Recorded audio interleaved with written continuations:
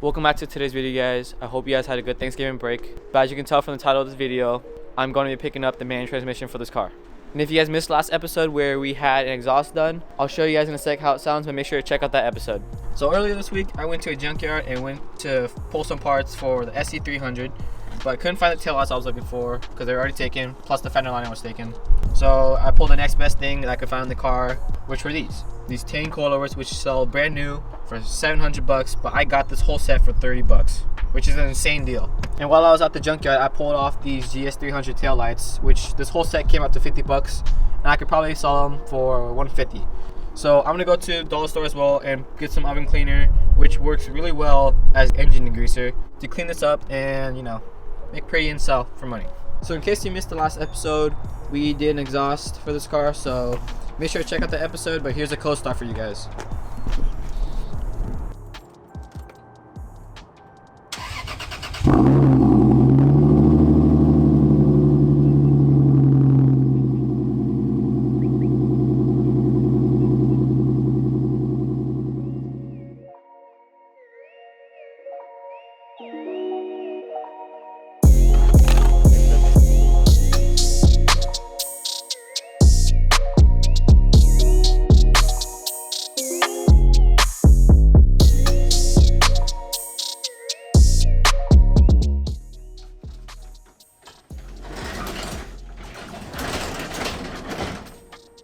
Okay, before I pull, I can't think of words. I need to clean up the garage, so here's a quick time lapse.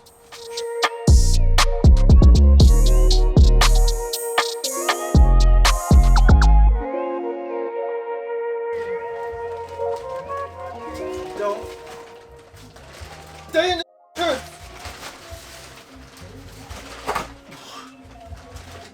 Oh.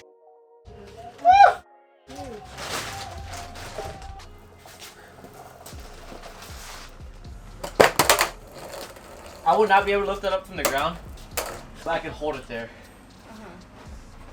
Did you tell? I was struggling.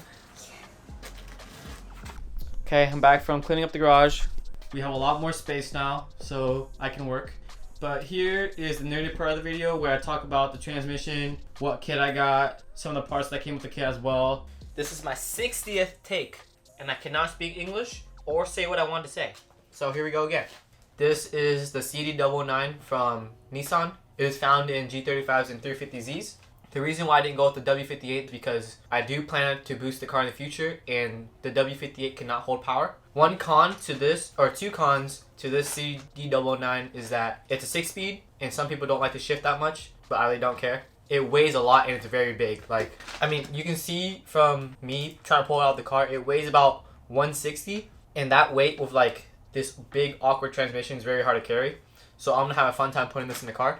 Other manual transmissions that are commonly found to be swapped into the 2J is the ZF transmission, which is light, affordable, and it's a 5-speed. R154, which is a 5-speed, super expensive, and it only holds up to 700. I can't really comment on the T56 because it's way too expensive, which is way already out of the book for me. So while I was in class, I found this kit on Facebook Marketplace, and I was able to haggle him down to 4.2. This kit usually goes for around 6K, and everything's still in the box. This is a better option than a Collins adapter kit because it's much better material. The kit comes with a bell housing as opposed to just an adapter that pushes this bell housing out. Here, I'll show you guys the parts. So a quick run through of everything I got currently for this manual swap. The CD009 transmission, Serial 9 shifter relocation kit. This is the other half of that relocation kit. This is the top part, and it just allows you to sit the shifter however you prefer. Spacers that go between the Fish Racing Tech bell housing to the transmission after I cut off this bell housing. Drive shaft to differential hardware. Some cool stickers. Pilot bearing. Bell housing guide to help me cut it off. This is to help me cut off the input shaft. I'm pretty sure these are flywheel bolts because they're shortened. I do not know what this is for. OEM Nissan seal cover. Transmission cross member. Bushing and bushing for the transmission to attach to that, which attaches to the bottom of the car. The wheel, which sits between drive shaft and differential. Drive shaft, bell housing with this gasket, chromoly flywheel, It also comes with 3 quarts of manual transmission fluid. Let me show you guys the drive shaft real quick. So this part goes into the back of the transmission. This goes to the guibo, and then the guibo connects to the differential. I think it's pretty light. Pretty light. With the Serial 9 shifter relocation kit, the throws are very short, so it feels like a short shifter. So I'll show you guys that real quick. First, second, third, fourth, fifth, sixth, and then reverse is down to the right, down. I feel like a race car driver.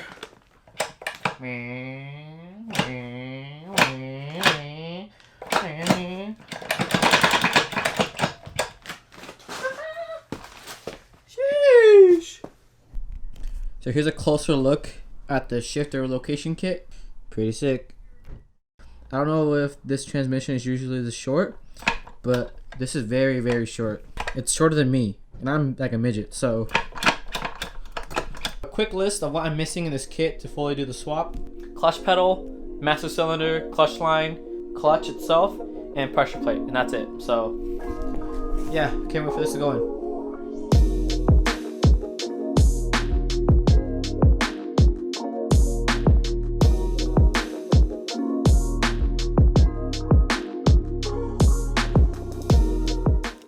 Okay, this took too long just to get, I don't know why they decided to put 2 bolts down here, which made it impossible to get to. This one is fine, this one is fine, these top 3 are fine. These are understandable. I don't know why they put 2 in an impossible spot. But look, here's what I was talking about. When I hit a bump and it scrapes, I gotta hit this and bend it this way. So we'll get to that.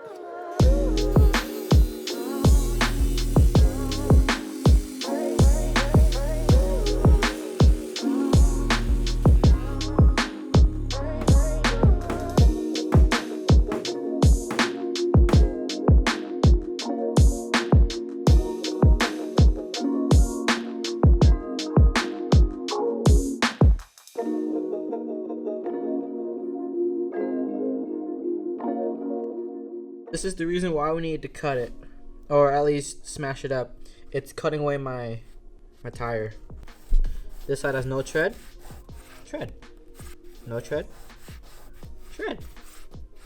Make sure to clean your threads and do not force dirt past these threads, because you're gonna have a really bad time trying to break these open next time you want to adjust your height. So, quick tip.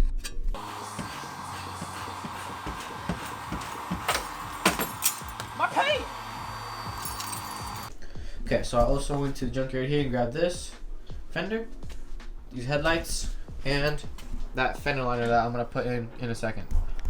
But also snatched this off of Marketplace. It's a Serial 9 shifter. It's the tall version. I actually really like this color. I got it for 30 bucks with all the adapters to fit different threads. So I'm gonna put it on transmission and I'm gonna slap it into my automatic one, because why not? I just spent 30 bucks on it, so let's do that real quick.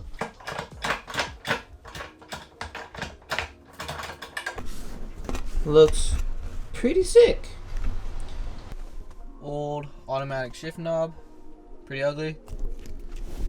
And new shift knob, pretty sick. I hit a bump and it took out my whole fender liner, and look how dirty it got.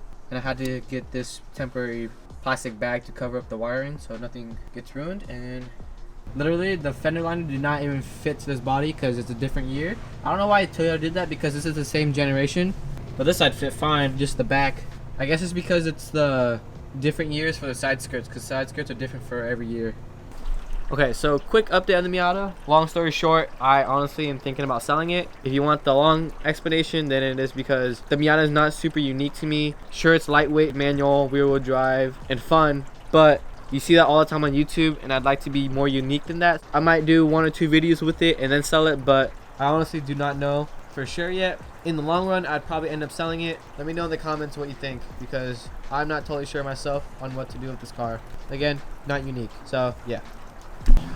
Hope you guys enjoyed today's episode. Make sure to stay tuned for the upcoming videos, because I have a lot planned out for the YouTube channel and the car itself. But I'm about to grab some pictures for Instagram, and yeah. Hope you guys have a good rest of your week. Peace.